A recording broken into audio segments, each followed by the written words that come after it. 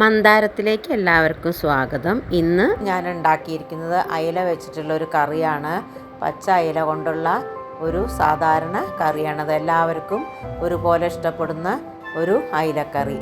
അതിന് വേണ്ടിയിട്ട് ഞാൻ 1/2 കിലോ അയില എടുത്തിട്ടുണ്ട്. അത് നന്നായിട്ട് വെട്ടി കഴുകി മുറിച്ച് വെച്ചതാണിത്. മുഴുവനായിട്ട് വേണമെങ്കിലും വെക്കാം, പക്ഷേ ഞാനിത് മുറിച്ചിട്ടാണ് എടുത്തിരിക്കുന്നത്. പിന്നെ അതിലേക്ക് വേണ്ട സാധനങ്ങൾ: ഒരു സവാള അരിഞ്ഞെടുത്തിട്ടുണ്ട്, ഒരു 2 പച്ചമുളക്, ഇഞ്ചി, വെളുത്തുള്ളി, ഇത്രയാണ് എടുത്തിരിക്കുന്നത്. ഇത് ഈ പച്ചമുളകിൻ്റെ കളർ ഇങ്ങനെയാണ്, അത് വാടിയതല്ല. ഈ കളറിലാണ് നമുക്ക് പച്ചമുളക് കിട്ടിയത്. പിന്നെ ഒരു 2 തക്കാളി എടുത്തിട്ടുണ്ട്. കുറച്ച് ചെറിയ ഒരു ഉരുള വാളൻപുളിയാണ് പുളിരസത്തിന് വേണ്ടിയിട്ട് എടുത്തിരിക്കുന്നത്. കുടംപുളിയല്ല, വാളൻപുളി. ഈ വാളൻപുളിയിൽ നമുക്ക് കുറച്ച് വെള്ളം ഒഴിച്ച് വയ്ക്കാം. 1 ഗ്ലാസ് വെള്ളം ഞാനത് കുതിരാനായിട്ട് ഒഴിച്ച് വയ്ക്കുന്നുണ്ട്.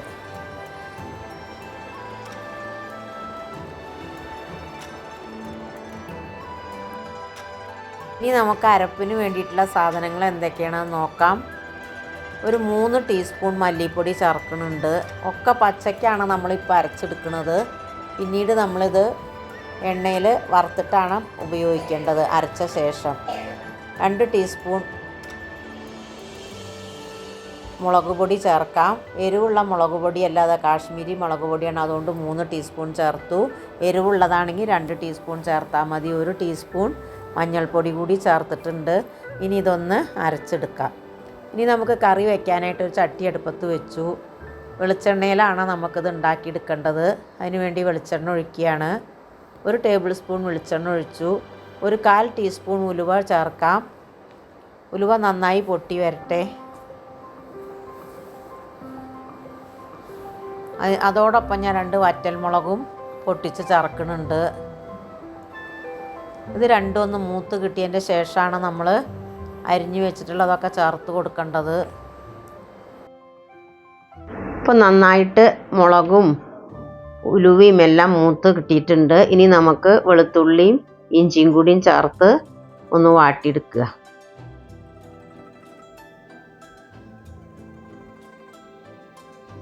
ഇതിൻ്റെ പച്ചച്ചവ മാറുന്ന വരെ ഇളക്കി കൊടുക്കണം. പച്ചമുളക് ചേർത്ത് കൊടുത്തു. അതിന് ശേഷം നമുക്ക് അരിഞ്ഞു വെച്ചിട്ടുള്ള സവാള കൂടി ചേർക്കാം.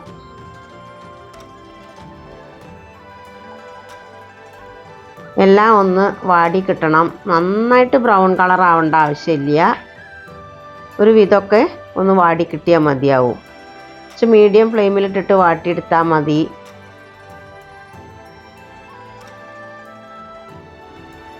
ഇനി നമുക്ക് അരച്ച് വെച്ചിട്ടുള്ള അരപ്പ് ഇതിലേക്ക് ചേർക്കാം. ഞാൻ പറഞ്ഞില്ലേ, നമ്മൾ പച്ചയ്ക്കാണ് എല്ലാം അരച്ചെടുത്തത്.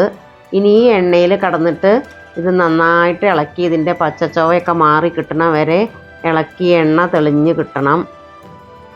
നമുക്ക് ഈ കാശ്മീരി മുളക് പൊടിക്ക് പ്രത്യേക ഒരു കുത്തുണ്ട്. അത് മാറണമെങ്കിൽ നമ്മളൊരു 2-3-4 മിനിറ്റോളം ഇത് നന്നായിട്ട് ഇളക്കിയിട്ട് എടുക്കുക തന്നെ വേണം.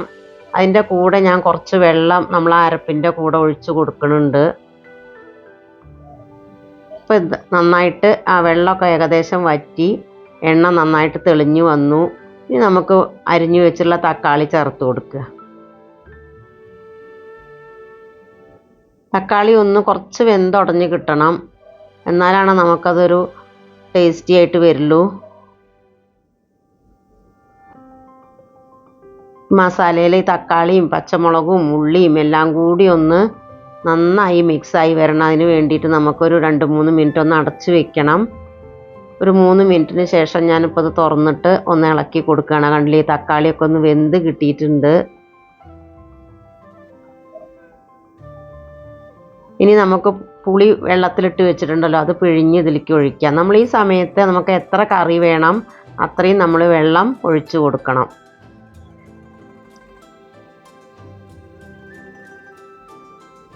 കുറച്ചും കൂടി ഞാൻ ഒഴിക്കുന്നുണ്ട് വെള്ളം. ഇത്രയും മതിയാവും. ഇനി നന്നായിട്ടൊന്ന് ഇളക്കി യോജിപ്പിച്ച ശേഷം വീണ്ടും നമുക്കത് നന്നായിട്ട് തിളയ്ക്കുന്ന വരെ അടച്ചു വയ്ക്കാം.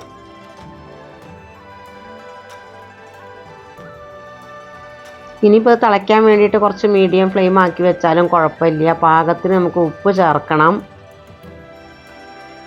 ഇനി വീണ്ടും അടച്ചു വെച്ചു. ഒരു 3-4 മിനിറ്റ് 5 മിനിറ്റോളം നമുക്കിത് തിളയ്ക്കാൻ വേണ്ടിയിട്ട് എടുത്തിട്ടുണ്ട്. ഇതുപോലെ നന്നായി തിളച്ച് കിട്ടണം. ആ സമയത്തേക്കാണ് നമ്മൾ മുറിച്ച് വെച്ചിട്ടുള്ള അയല ചേർത്ത് കൊടുക്കേണ്ടത്. ഇനി ഇട്ട് കൊടുക്കാം ഓരോ പീസായിട്ട്.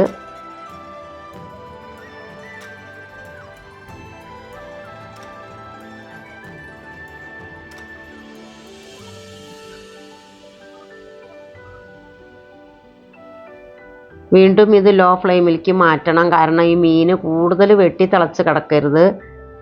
ഒരു ചെറിയ ചൂടിൽ കടന്നിട്ട് വേണം വെന്ത് കിട്ടാൻ, അല്ലെങ്കിൽ അത് ഉടഞ്ഞു പോവും.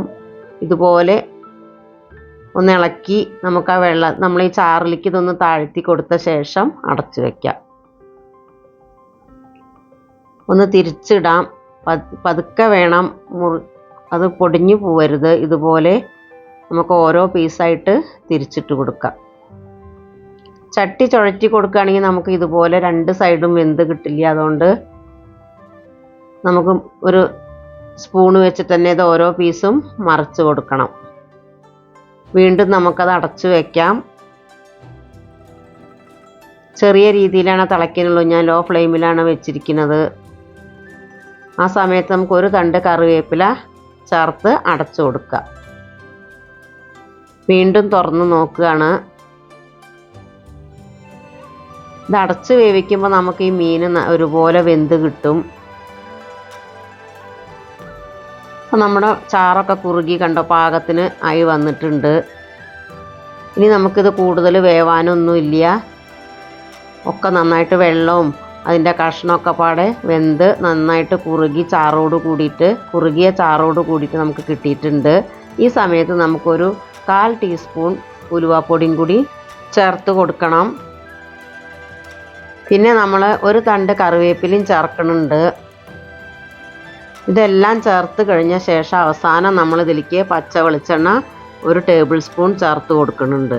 നമ്മൾ ആദ്യം വഴറ്റാനൊക്കെ വെളിച്ചെണ്ണ തന്നെയാണ് ഉപയോഗിച്ചത്. പക്ഷേ ഇനി നമ്മൾ വേറെ അതിലേക്ക് ചെറിയ ഉള്ളിയൊന്നും വറുത്ത് ചേർക്കണില്ല. 1 ടീസ്പൂൺ പച്ച വെളിച്ചെണ്ണ ചേർത്ത് ഒരു 2 മിനിറ്റ് നേരം അടച്ചു വെക്കുക.